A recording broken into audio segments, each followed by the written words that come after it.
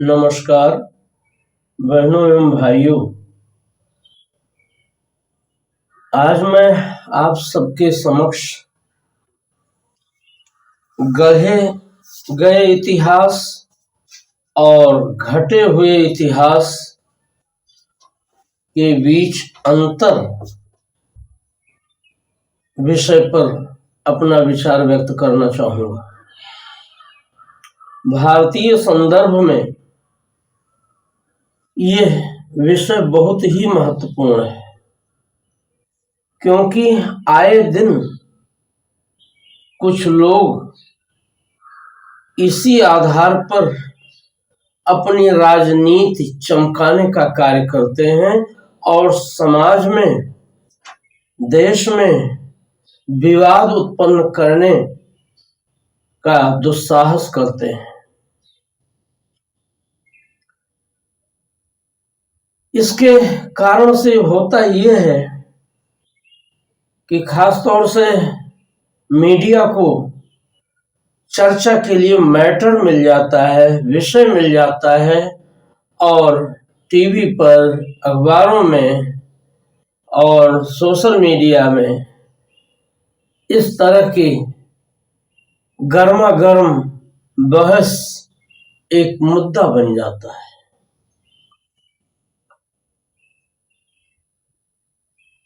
इस संदर्भ को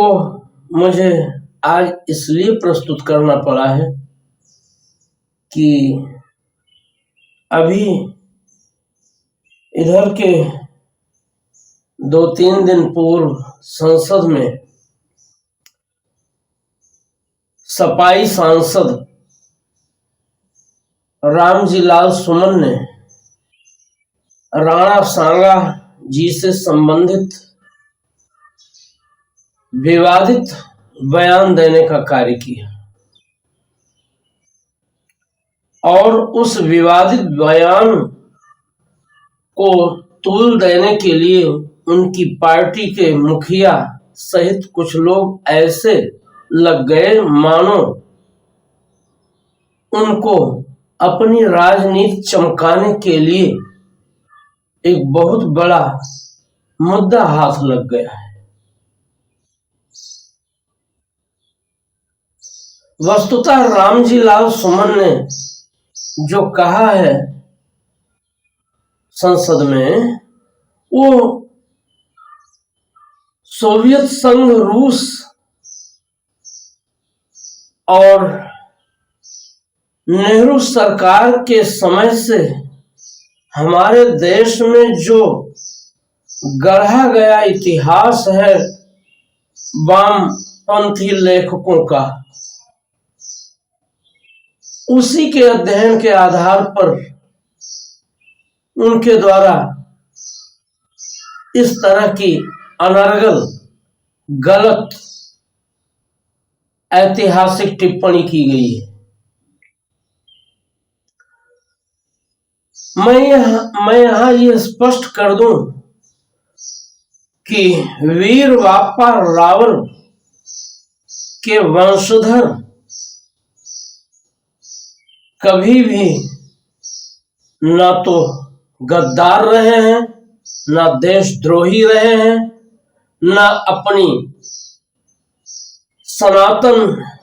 शाश्वत वैदिक संस्कृति और सनातन धर्म के विरोधी रहे हैं।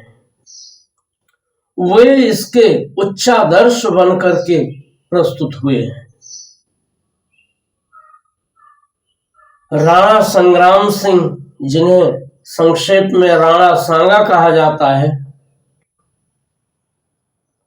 उनका चरित्र भी इसी तरह का रहा है। वे स्वाभिमानी थे, वीर थे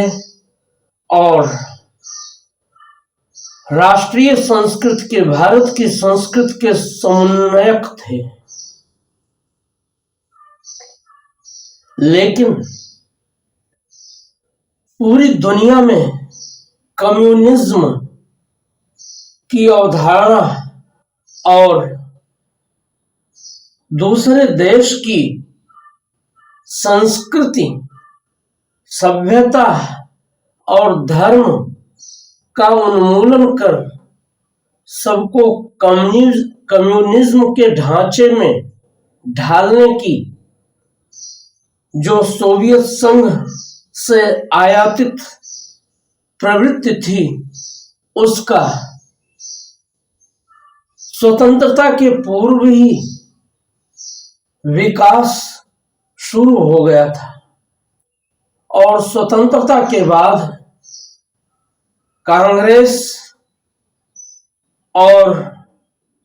कांग्रेस की नेहरू सरकार ने खूब बढ़ावा देने का कार्य किया। वस्तुस्थिति तो ये है कि बहलोल लोदी और उसके दामाद तथा भतीजे सिकंदर लोदी के द्वारा जो अत्याचार करके, हिंसाचार करके सनातन धर्मावलंबियों को बलात् इस्लाम मतानुयायी बनाने की सनक लेकर के मौत का नंगा नाच किया गया था, उसी की अगली पीढ़ी इब्राहिम लोदी का शासन था। और जब बाबर ने, जो उज्बेकिस्तान का रहने वाला था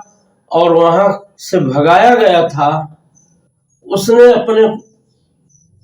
कुछ हजार सैनिकों के साथ, कुछ लोग बताते हैं कि 18,000 सैनिक उसके साथ थे, लेकिन युद्धों में वे मारे भी तो जा रहे थे, के साथ क्रमशः भारत आया और इब्राहिम लोदी पर जब उसने चढ़ाई की तो इब्राहिम लोदी ने मेवाड़ के शासक राणा सांगा से भी सहायता की उम्मीद की, लेकिन राणा सांगा और उनके वीर सामंत इस तथ्य से परिचित थे कि किस तरह से बहलोल लोदी, सिकंदर लोदी आदि ने इस देश की जनता पर अत्याचार किया है, उनको बलपूर्वक इस्लाम मतानुयायी बनाने का कार्य किया है। तो लोदी वंश की सहायता उन्होंने अपने भीतर से करने का इरादा नहीं किया, लेकिन उनके कुछ सामंतों का अभिमत था कि वो बाहरी आक्रमणकारी है, तो इब्राहिम लोदी की इसमें मदद की जाए। लेकिन राणा सांगा का और उनके कतिपय वीर सामंतों का मत था कि जैसे और दस्यु बाहर से आकर के लूट खसोट करके वापस जाते रहे हैं, वैसे ये बाबर भी लूट खसोट करने के ही इरादे से आया है और ये वापस चला जाएगा। तब हमारे लिए भारत पर सनातन धर्म का परचम लहराने और अपना शासन स्थापित करने का अवसर मिल जाएगा। लेकिन बाबर चूंकि भगोड़ा था, उसे कहीं पनाह की जरूरत थी, उसे कहीं आश्रय की जरूरत थी, उसे कहीं अपना राज्य बना करके वहां अपने को स्थापित करना था। इसलिए उसने इब्राहिम लोदी को चुनौती देने का कार्य किया। लेकिन सामंतों के कतिपय सामंतों की सम्मति के कारण भरे मन से, ऊपरी मन से राणा सांगा ने अपनी सैन्य सहायता तब भेजने का कार्य तो किया, लेकिन जब तक उनकी सैन्य सहायता इब्राहिम लोदी तक पहुंची, तब तक इब्राहिम लोदी अपनी दुर्बलताओं के कारण बाबर की सेना से 1526 ईस्वी में हार चुका था।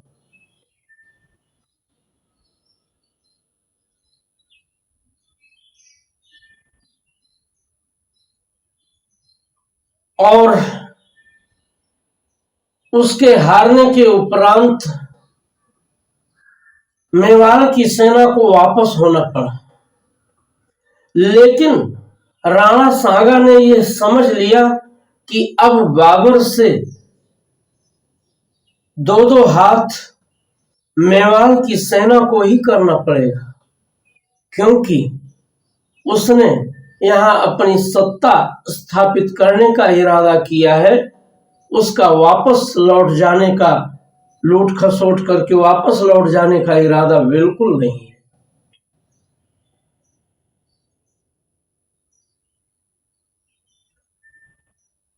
राणा संग्राम सिंह जैसे स्वाभिमानी और सनातन शाश्वत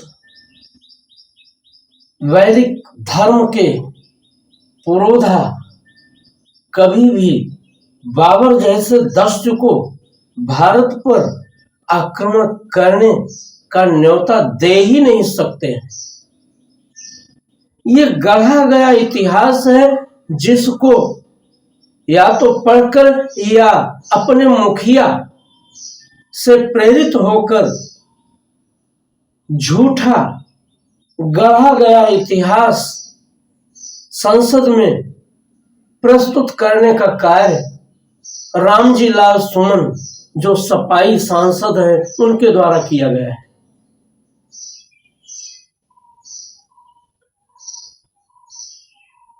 इतिहास कभी भी आंख बंद करके नहीं पढ़ा जाना चाहिए। लगता है अगर रामजी लाल सुमन सचमुच इतिहास के अध्येता हैं भी,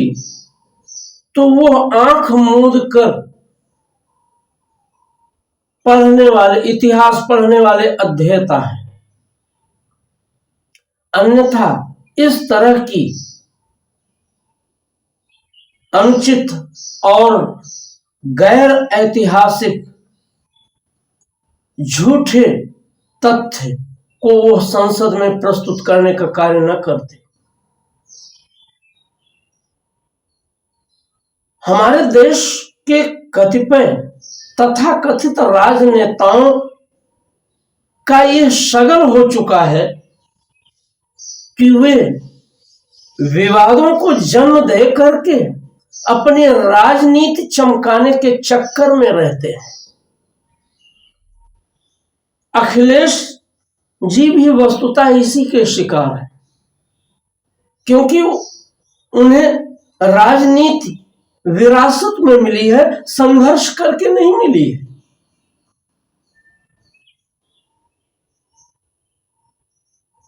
वो तो अपने बाप की बपौती समझकर सपा का पथ प्रदर्शन कर रहे हैं और उनके बाप भी जिन पापों को करके गए हैं, अगर उन्होंने चरण सिंह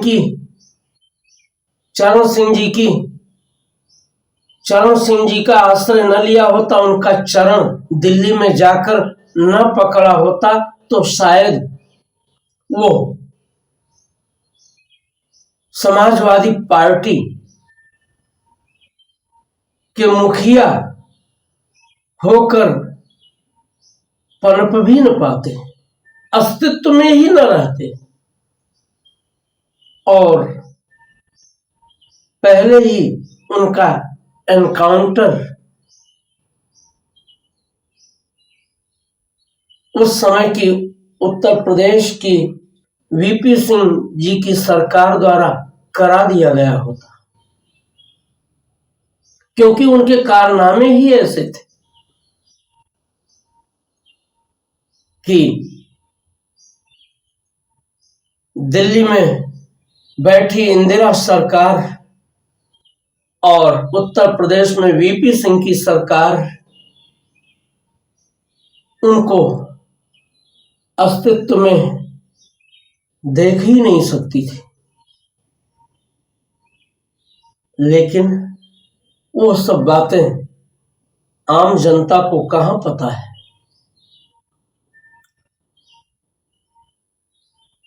बापा रावल के वंशधरों के साथ मेवाड़ क्षेत्र के किरात, कोल, भील जैसी वनवासी जातियों ने उनके सैन्य संगठन के साथ जुड़कर वीरता का प्रदर्शन करते हुए मुगलों को चुनौती देने का कार्य किया था, और महाराणा प्रताप जी के उपरांत जब मेवाड़ की शक्ति क्रमशः क्षीण हो गई, तब जाकर के महाराणा प्रताप के वीर सैनिकों को तितर बितर होकर देश में अलग अलग क्षेत्रों में अपने को स्थापित करना पड़ा, क्योंकि जो क्षत्रियत्व की क्षमता से परिपूर्ण होकर के वीर सैनिक युद्धरत होते हैं, उनके पकड़े जाने पर शत्रु सैनिकों के द्वारा उन पर भीषण अत्याचार किया जाता है, और मुगल सैनिक तो ऐसे लोगों को इस्लाम मतानुयायी बनाने का बलात् उपक्रम पाले हुए थे। उनके द्वारा ऐसे सैनिकों को बलपूर्वक अपने बंदी गृह में रखकर उन्हें इस्लाम मतानुयायी बना करके ही छोड़ा जाता था। यही कार्य तो लोधी वंश और उसके पहले के सैयद वंश, गुलाम वंश, खिलजी वंश, इन सब ने किया था। ये बात सच है कि हमारे देश में, हमारे देश के सनातन धर्मावलंबी, सनातन शाश्वत वैदिक धर्मावलंबी जो जन थे, उनका नेतृत्व करने की क्षमता आपसी विद्वेष के कारण, आपसी संगठन न होने के कारण, जब इस देश के शासक छोड़ बैठे, अपनी राष्ट्रीय एकता की अवधारणा परस्पर समन्वय से करते हुए मेल मिलाप से इस देश को समृद्ध करने का उद्देश्य त्याग बैठे, तभी विदेशी दस्युओं को इस देश पर बार बार आक्रमण करके इस देश की समृद्धि को नष्ट करने, यहाँ की संस्कृति को मिटाने, यहाँ के सनातन धर्म के उच्चादर्शों को मिटाने और उसकी कमजोरियों का लाभ उठाने का मौका मिला था।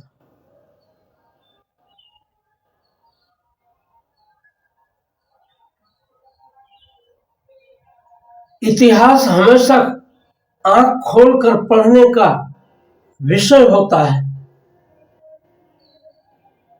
और हमारे देश में स्वतंत्रता के बाद तो गढ़ा हुआ इतिहास परोसा गया, जानबूझकर परोसा गया। इस देश की संस्कृति को, इस देश के हमारे महान वीरों और उनकी वीरता के जो उच्चतम कृत्य रहे हैं उसको छिपा करके,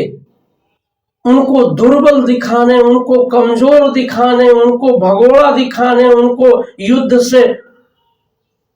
पलायन मुखी बनाने का इतिहास गढ़ करके हमारे देश के नौनिहालों को क्रमशः परोसा गया। यही कार्य अंग्रेजों और उनके पाश्चात्य ऐतिहासिक लेखकों, इतिहास लेखकों के द्वारा जानबूझ करके प्रस्तुत करते हुए उसे परोसा गया। और उसके बाद स्वतंत्रता के उपरांत यही कार्य नेहरू सरकार और उनकी आने वाली शेष पीढ़ी ने भी किया। अन्यथा वे अगर ये उपक्रम करते कि इस देश के जो निवासी सनातन धर्मावलंबी और इस्लाम मतानुयायी जन हैं, जिनमें से अधिकांश इसी देश के सनातन धर्मावलंबी रहे हैं, जिन्हें किन्हीं तरीकों से इस्लाम मतानुयायी बनाया गया था और उन्हें अरब के इस्लामिक भावतंत्र से, भाव केंद्र से जोड़ने का कार्य षड्यंत्र पूर्वक किया गया था। उनको परिवर्तित करके उनको राष्ट्र धर्म के अंतर्गत सम्मिलित करने का कार्य, जोड़ने का कार्य यदि कांग्रेस की सरकारों द्वारा किया जाता तो आज ये हिंदू धर्म और इस्लाम धर्म और दूसरे ईसाई धर्म के बीच में, जिसे मैं पंथ ही कहता हूं, इस्लाम को भी मैं संप्रदाय ही कहता हूं पारिभाषिक दृष्टि से, उस पर मैं विचार यहां नहीं प्रस्तुत करने वाला आज कि इसके पीछे का कारण क्या है। उनको इस देश की संस्कृति, इस देश के संगठन और इस देश के मूल निवासी होने का भाव जगा करके उन्हें इस देश के, भारत देश के भाव केंद्र से जोड़ने का कार्य करते। लेकिन अंग्रेजों ने जो नीति फूट डालो और शासन करो की अपनाई थी, उसी नीति पर आगे नेहरू सरकार और उनकी दूसरी पीढ़ियों की सरकारों ने भी किया कि हिंदुओं को, सनातन धर्मावलंबियों को जातियों में, जैसे अंग्रेजों ने, इस्लामिकों ने, वो विदेशी आक्रांता इस्लामिकों ने बांट करके, द्वंद्व करा करके, छिन्न भिन्न करके और इस देश पर शासन करने का कार्य किया। आगे अंग्रेजों ने भी उसी नीति को अपनाया और स्वतंत्रता के बाद उसी नीति का अनुसरण कांग्रेस की नेहरू से लेकर आगे जितनी भी सरकारें, चाहे वो इंदिरा सरकार हो, चाहे राजीव सरकार हो, आगे औपचारिक रूप से मनमोहन सिंह जी के नेतृत्व में, लेकिन वस्तुतः सोनिया की सरकार ने भी वही कृत्य किया। इसीलिए जो झूठा इतिहास इस देश में परोसा गया, ये 75 वर्षों में सोवियत संघ रूस यद्यपि स्वयं बिखर गया, वहां का कम्युनिज्म शासन भी समाप्त हो गया, लेकिन वे ये मान बैठे थे कि हम पूरी दुनिया में कम्युनिज्म को ये कह करके फैला देंगे कि सिर्फ संसार में दो ही वर्ग रहेंगे, दो ही वर्ग हैं, पूंजी विहीन वर्ग और पूंजीवादी वर्ग आर्थिक दृष्टि से। और उन्होंने ये मुगालता पाला हुआ था कि इस देश और दुनिया में जो धर्म और संप्रदाय दूसरे चल रहे हैं, फैले हुए हैं, उनको हम ये बता करके कि धर्म वस्तुतः अफीम है, जो जनता को वास्तविकता से दूर करके उन्हें गुमराह करने का कार्य करती है। जबकि वास्तविकता ये है कि साम्यवादी तंत्र सोवियत संघ रूस का केवल अधिनायकवादी था। बलपूर्वक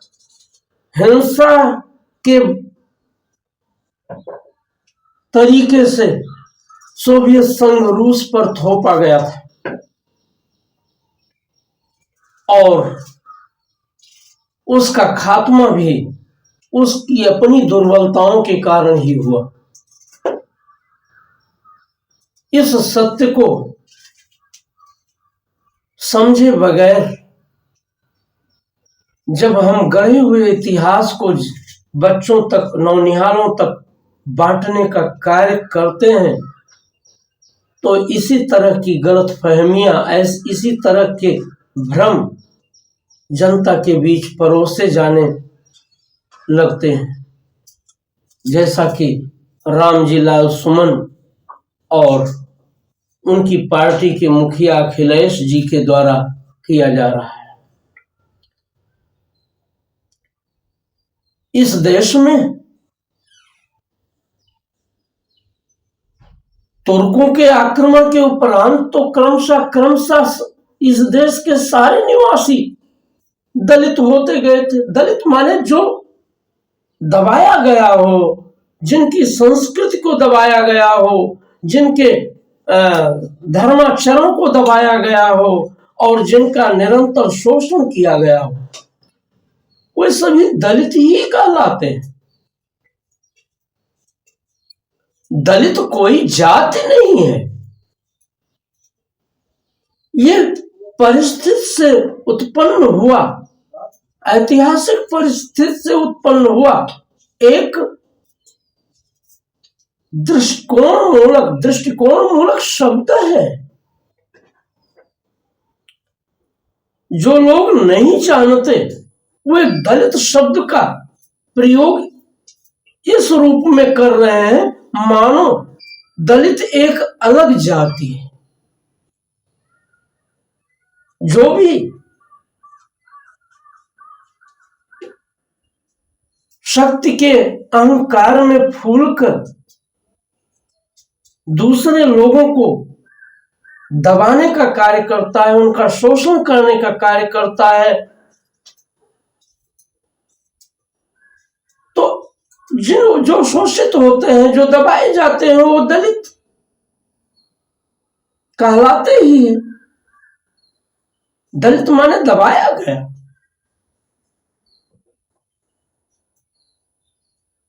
तो हमारी अपनी कमजोरियों के कारण जब हम राष्ट्रीय संगठन की प्रवृत्ति छोड़ बैठे, बापा रावल, ललित आदित्य और नागभट्ट जैसे वीरों के दृष्टिकोण की उपेक्षा कर बैठे। तब जाकर के विदेशी दस्युओं को, विदेशी अपराधियों को, विदेशी डकैतों को, बर्बर हिंसक समूहों को इस देश पर अपना पांव जमाने का अवसर मिला।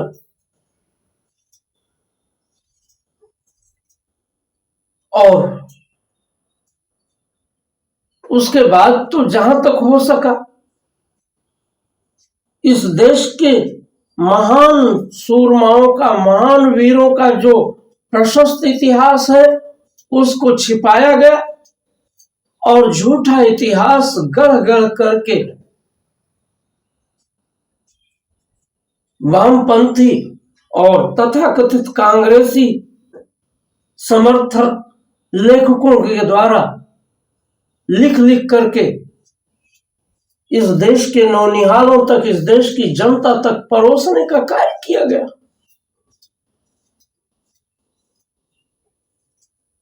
लेकिन ऐतिहासिक सच चाहे जितना ढका जाए वो अनावृत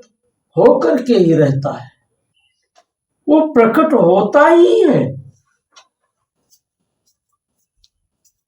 और इसीलिए वो प्रकट हुआ। इस सत्य का बोध जितना जल्दी लोगों को हो जाए उतना ही अच्छा है। इतिहास आंख खोल करके पढ़ते हुए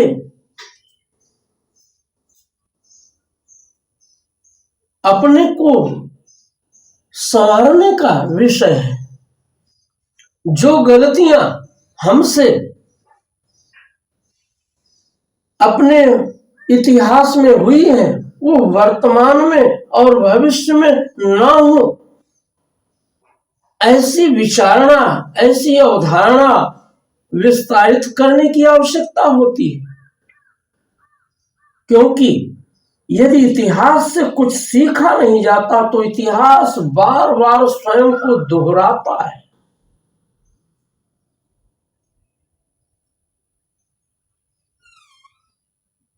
दुर्भाग्य इस देश का है कि कुछ लोग इतिहास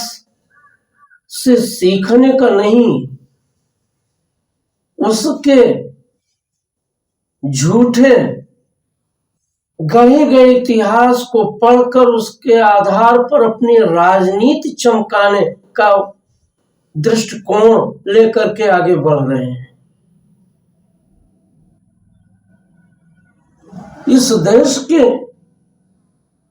उन मूल निवासियों जो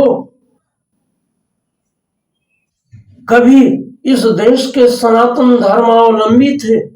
सनातन वैदिक धर्मावलंबी थे और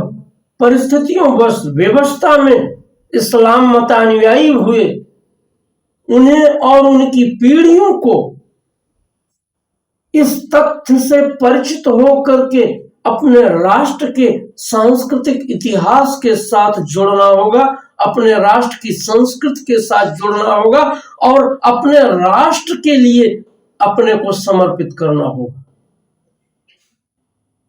तभी इस राष्ट्र का और इस देश के सभी निवासियों के साथ उनका भी भला होगा। द्वंद्वों को, वो भी झूठे द्वंद्वों को बढ़ावा देकर इस देश का कल्याण होने वाला नहीं।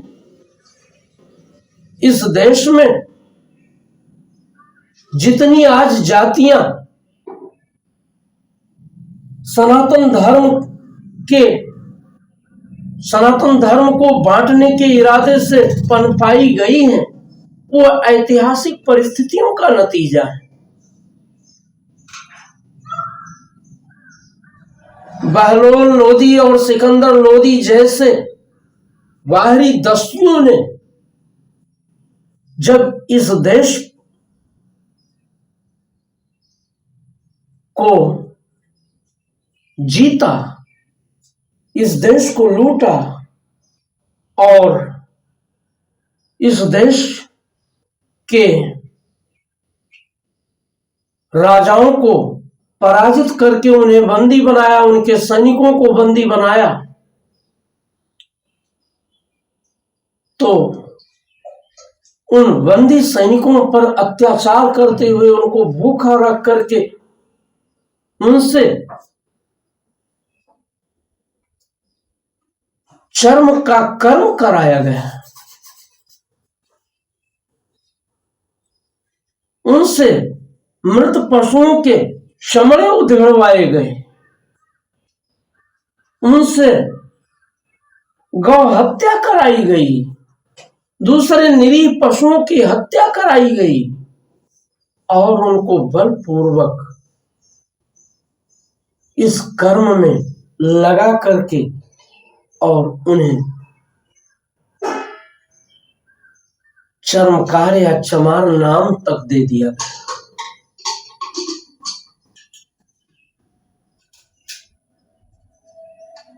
ये सब इस देश के इतिहास में हुआ है, उसको जानने की जरूरत है, उसको समझने की जरूरत है। और यदि सचमुच लोग समाजवादी अवधारणा धारण करना चाहते हैं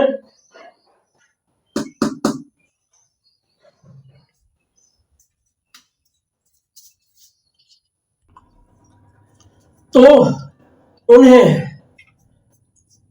डॉक्टर राम मनोहर लोहिया और आचार्य नरेंद्र देव जी जैसे समाजवादियों से सच्ची समाजवादी अवधारणा सीखना होगा और उसके आधार पर बढ़ना होगा। मुलायम सिंह जी ने और उनके परिवारजनों ने जो समाजवादी पार्टी गठित किया,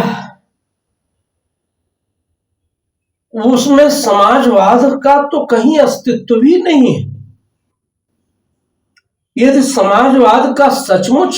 अस्तित्व होता तो उसमें जाति विद्वेष, पंथ विद्वेष, धर्म विद्वेष पनपाने की अवधारणा का अस्तित्व ही न होता। तब वहां राष्ट्र धर्म और अपनी राष्ट्रीयता के पक्षधर बनकर अपनी राष्ट्र की संस्कृति के साथ उस घुल मिलकर सबको एक साथ ले चलने का, एक साथ आगे बढ़ाने का कर्तव्य निभाया जाता। क्योंकि समाजवाद शब्द का ही अर्थ है कि समाज में सभी समान है, सभी बराबर है, ना इस देश में कोई पहले हिंदू है या पहले मुसलमान है या पहले ईसाई है या सनातन धर्मावलंबी है, बल्कि सभी लोग सिर्फ भारतीय हैं और भारत की समुन्नति में ही, भारत के कल्याण में ही, भारत के अभ्युदय में ही हम सबका अभ्युदय सन्निहित है।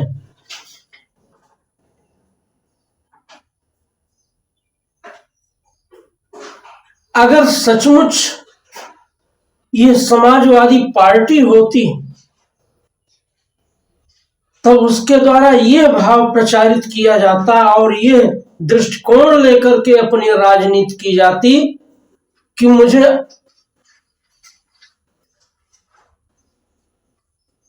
अब और कुछ न बनाओ यारो, मैं तो बस आदमी हूं, आदमी ही बने रहने दो। हिंदू या मुसलमान या और कुछ भी बनने से पहले सोचो जरा स्वयं को कि मैं आदमी हूं कि नहीं हूं। अगर इस धारणा पर चल करके अपनी राष्ट्रीयता के साथ ये पार्टी जुड़ी हुई होती तो इस देश की हितैषिणी पार्टी कहलाती, क्योंकि डॉक्टर राम मनोहर लोहिया ही वो पहले व्यक्तित्व थे जिन्होंने इस देश की सांस्कृतिक आत्मा को जागृत करके उसके निमित्त रामायण मेला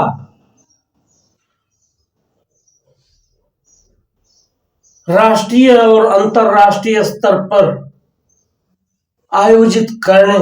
का कार्य किया था और दूसरे लोगों को भी एतदर्थ प्रेरित किया था, क्योंकि वे जानते थे रामायण और रामायण के महान व्यक्तित्व राम ही ऐसे व्यक्तित्व हैं जो राष्ट्र धर्म और राष्ट्र की सांस्कृतिक चेतना के मौलिक प्रस्तुतकारक व्यक्तित्व हैं।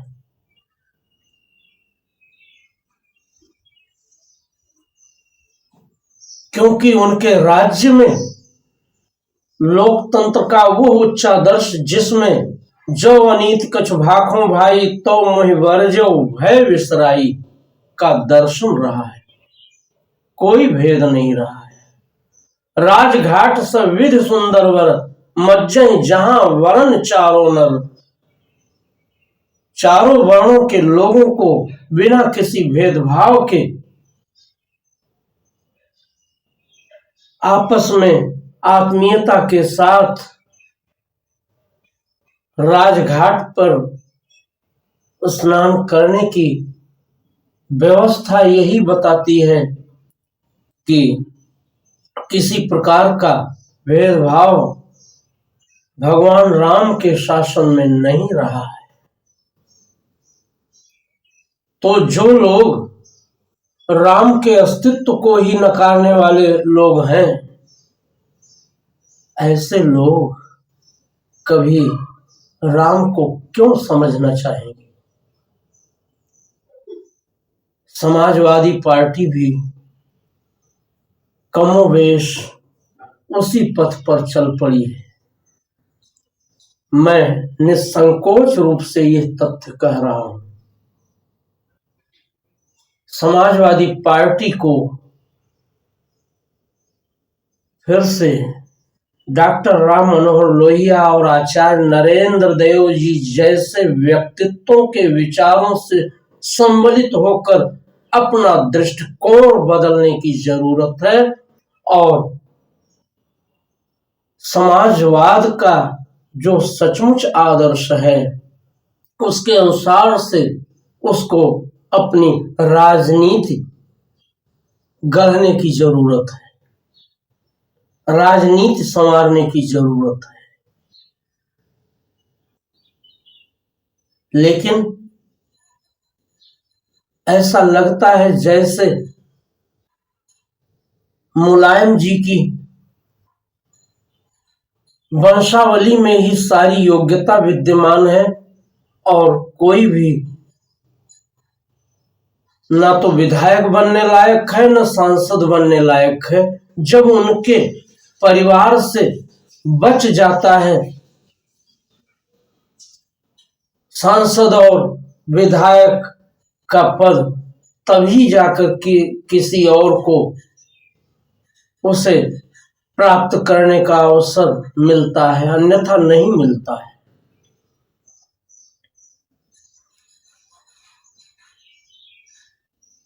लगता है कि सारी योग्यता उसी परिवार में निहित है और किसी में कोई योग्यता ही नहीं है। अगर इसे बदला नहीं गया और इस तथ्य को समझा नहीं गया, राष्ट्र धर्म जिसकी की अगुवाई आचार्य नरेंद्र देव और डॉक्टर राम मनोहर लोहिया जैसे व्यक्तित्वों ने किया था, उसे अगर आत्मसात नहीं किया गया तो बहुत दिन नहीं लगेगा जब ये पार्टी अपने अस्तित्व के लिए ही तरसने लगेगी।